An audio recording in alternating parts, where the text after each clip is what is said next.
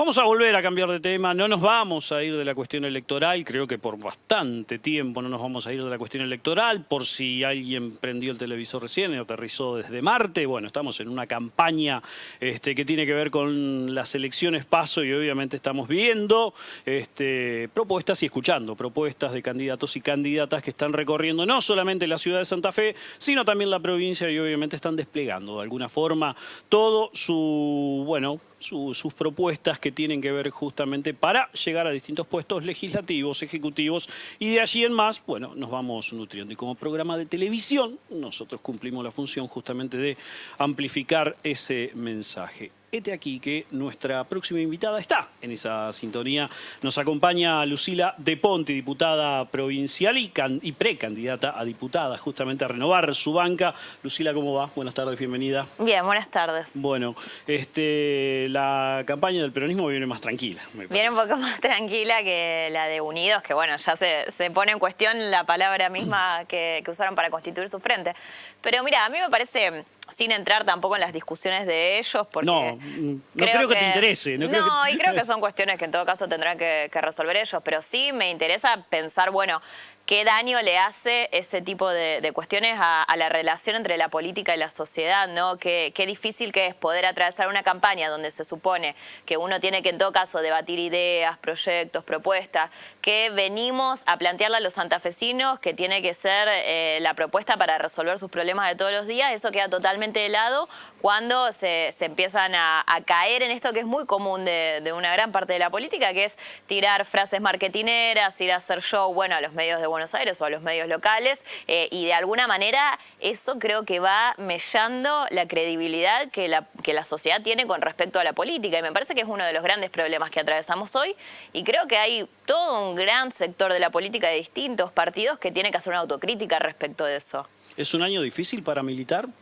Sí, porque estamos en un momento complicado en términos económicos, porque hoy la gente no está viviendo bien. Además, en la provincia de Santa Fe tenemos un problema adicional, que es el de la seguridad, que quizás en otros lados no se vive con tanta crudeza, pero sí en las principales ciudades de nuestra provincia. Y creo que estos dos factores hacen que hoy, el ciudadano de Santa Fe esté de alguna manera pretendiendo que la política venga a ofrecerle un camino para poder vivir mejor, ¿no? Y que de alguna forma creo que es lo que algunos seguimos intentando, algunos y algunas seguimos intentando poner sobre la mesa, que la política y la gestión tienen que ser una vocación de servicio y tienen que ser una herramienta para mejorarle la realidad a los vecinos, para resolverle sus problemas de todos los días, en las distintas competencias, en lo municipal, en lo provincial, en lo nacional, pero que yo creo que hay que dejar atrás una forma de hacer política que tiene que ver con esto, de tirarse misiles, de tirarse artillería pesada a través de los medios de comunicación, quienes después del 16 de julio van a estar compartiendo una misma propuesta política. Yo he escuchado lo anterior. ¿Cómo van a hacer para construir equipos conjuntos de gobierno si les toca ganar? ¿Cómo van a hacer para compartir una campaña política con las cosas que se están diciendo hoy? Me parece que lo que hay que volver a discutir son ideas y proyectos, y eso no lo estamos viendo. Hace algunos días o hace algunas horas tuviste una declaración que tiene que ver justamente con la seguridad y las escuelas, que últimamente están siendo también avanzadas en esta situación de inseguridad.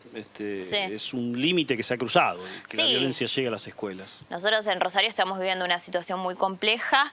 Yo soy santafesina de nacimiento, sí, pero vivo en Rosario ya desde hace varios años, la mitad de mi vida, y hoy estamos viviendo una situación bastante complicada en términos de la seguridad que ha afectado incluso ese lugar que tendría que ser sagrado, que son las escuelas, ¿no? Esa institución que permanece en el territorio firme, dando respuesta a un montón de demandas sociales, no solo a la cuestión educativa específicamente. Las escuelas han sido comedores, son espacios, instituciones donde las familias se acercan, digamos, a plantear muchas de sus problemáticas, y siempre en ese sentido se las había respetado, ¿no? Y era un lugar resguardado que de alguna manera la violencia pasaba por un costado. No era solo de la educación, era contención. Contención social en términos mucho más amplios. Y hoy se ha atravesado ese límite y las escuelas están siendo amenazadas, algunas han sido baleadas, y aparte de lo que vemos y lo que también nos transmiten las docentes, que fundamentalmente son quienes están haciéndole frente a esta situación, es una gran soledad desde la cual están atravesando esto, teniendo que decidir muchas veces suspender las clases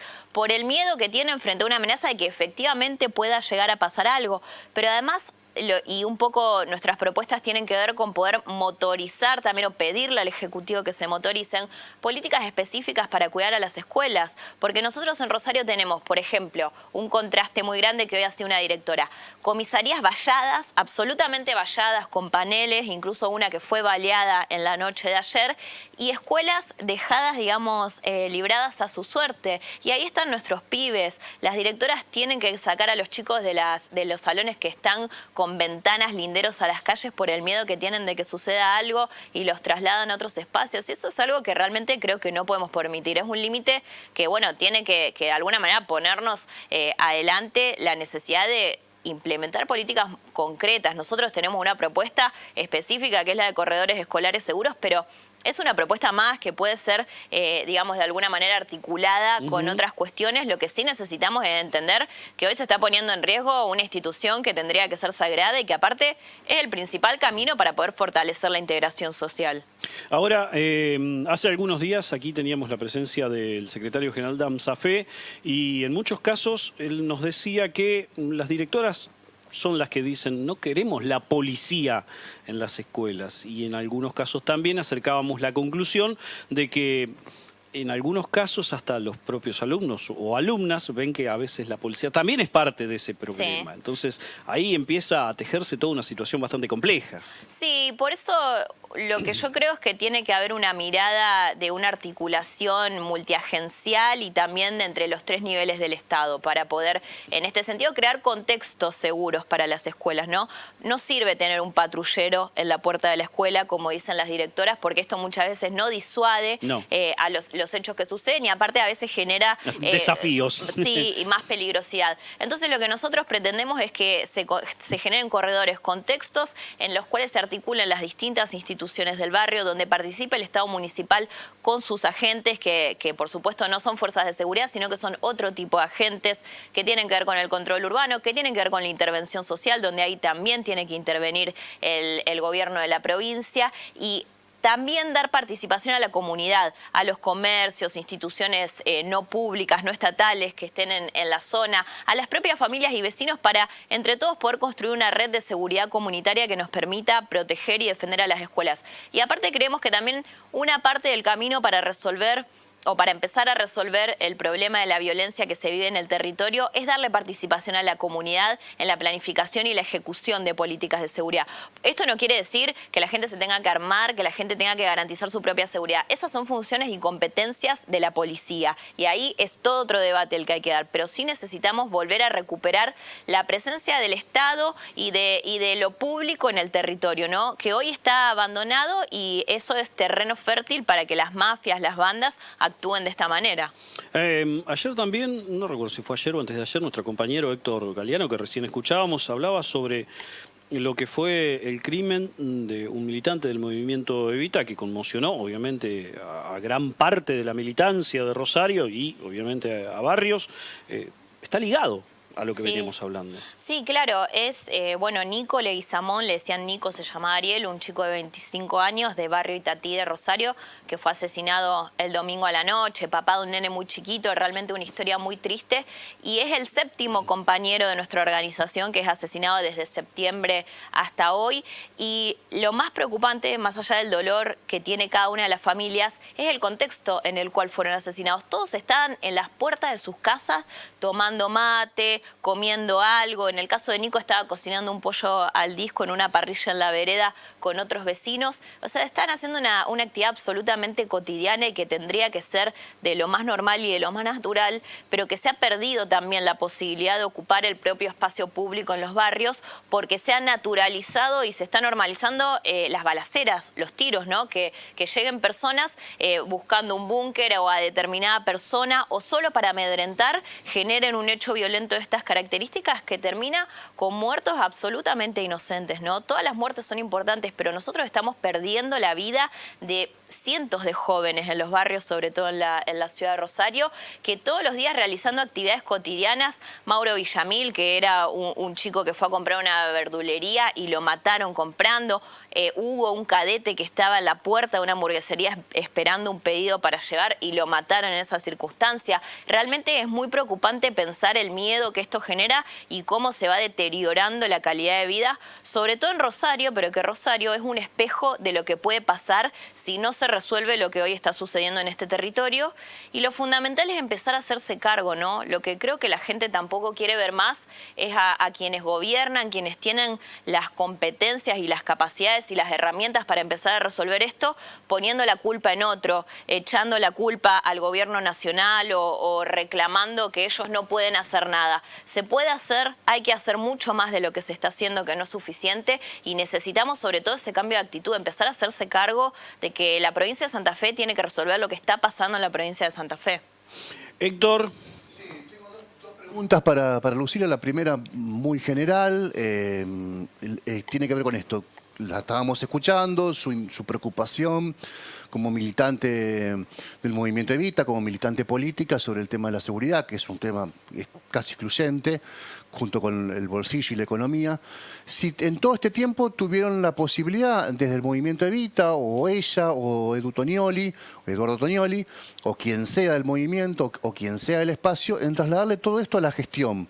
Porque esta gestión llega a través de un frente electoral que obviamente se fue desdibujando con el paso del tiempo. Si en algún momento hubo esta chance, si después dejó de existir, si nunca la hubo, ¿cómo fue esa relación? Mira, como organización nunca nos convocaron a pensar el tema de la seguridad y cómo esto se podía resolver. A mí como legisladora o a Eduardo también como legislador nacional, en un primer momento de la gestión, con quienes estaban a cargo del Ministerio de Seguridad, había un diálogo más sostenido. Creo que en ese momento también había un proyecto, más allá de la crítica y la evaluación que se pueda hacer respecto de lo que pasó.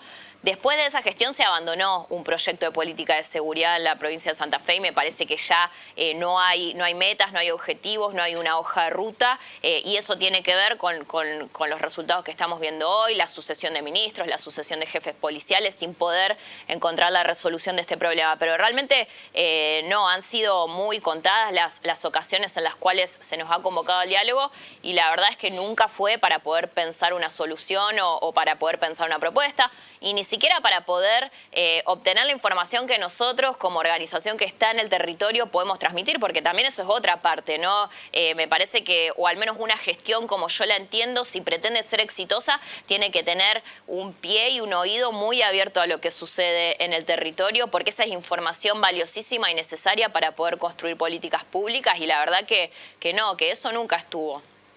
Y la segunda es más personal, aunque sos una figura pública y tenés un rol, has sido elegida por gran parte del ciudadano santafesino para ocupar el cargo que tenés.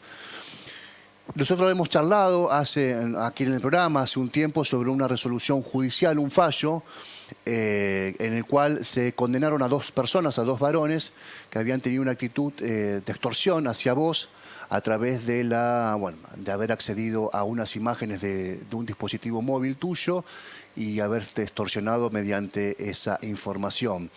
Nosotros decíamos acá, lo interesante es que esto no se dejó, no se le dio cabida al extorsionador, se lo denunció y la justicia actuó y los terminó condenando y no sé qué reflexión querés hacer. Creo que no sé si ya opinaste de este tema antes, no te escuchamos si fue así, y nos gustaría conocer tu opinión de todo este proceso. Sí, es un tema del que no suelo hablar porque entenderán que ha sido una situación difícil para mí, pero bueno, sí fue pública la condena que hace más o menos un mes se dictaminó con respecto a este hecho que sucedió en el año 2017 y que tuvo, digamos, un episodio más en el año 2019, donde yo efectivamente fui extorsionada.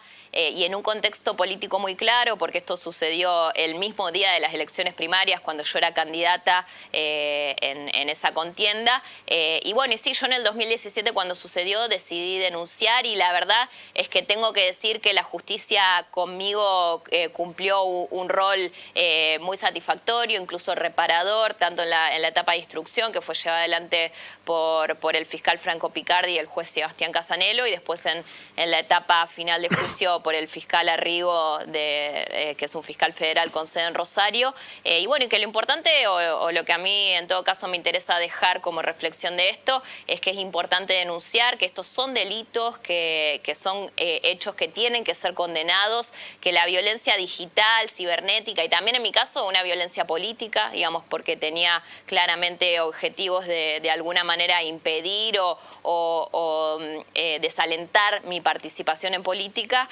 tienen que ser juzgados y tienen que ser condenados, que hay leyes que hemos sancionado en ese sentido y que pueden ser aplicadas, y que la justicia tiene que llevarlas adelante. Así que me parece que lo fundamental es eso, ¿no? Que no permitamos y no naturalicemos que estas cosas pasen, sino que nos animemos a denunciarlo. Para las víctimas es todo un esfuerzo y genera también, digamos, poner mucho de una misma para denunciar, pero Sí. bueno, que se puede, ¿no? Se puede obtener una condena. Y Lucila, sin ir al detalle, ¿te habían hackeado el teléfono? ¿Cómo fue que accedieron a esa información de tu teléfono? Me habían hackeado el mail y bueno, y a partir de ahí el teléfono, en una práctica que ahora se usa mucho para hacer fraudes bancarios, que se llama phishing. Bueno, y eso genera la violación de toda una normativa que no solo tiene que ver con violación de la privacidad, sino también de otras cosas. Y bueno, y eso generó que el hecho que se condenó en este caso fue la violación del secreto, digamos, de mi intimidad, no tanto la difusión, porque eso sí es un poco más difícil, porque ahí, bueno, Twitter, las redes sociales ya generan como todo un universo que es más difícil de rastrear. Pero sí, yo también dejar este mensaje, porque sé que es algo muy común y que pasa mucho. Esto es un delito y es importante que se lo denuncie y que la justicia actúe. Perdón, cuando sí. un periodista dice la última, nunca es la última, pero esta sí es casi por un sí o por un no. Ya sabes, están como precandidatos Agustín Rossi, Juan Grabois, seguramente Scioli, posiblemente Massa, posiblemente Guado. Si es este el escenario del Frente para la Victoria, ¿ya tenés tu voto ahí decidido? No, me parece que falta un poco más. Yo tengo una relación de amistad y estoy muy cercana ideológicamente con Juan Grabois, pero creo que todavía hace falta esperar un poco más de tiempo para que se termine de definir el escenario, que de alguna manera se terminen de ordenar los actores y bueno, y en ese marco creo que el conjunto del Frente de Todos y de los actores que son nuestros aliados vamos a poder ir ordenando. No, yo esperaré un poquito más porque ya tenemos experiencias previas cuando a último momento están los baños de humildad y ese tipo de cosas que generan algunos reacomodamientos. Lucila, muchísimas gracias por tu tiempo. No, gracias a ustedes.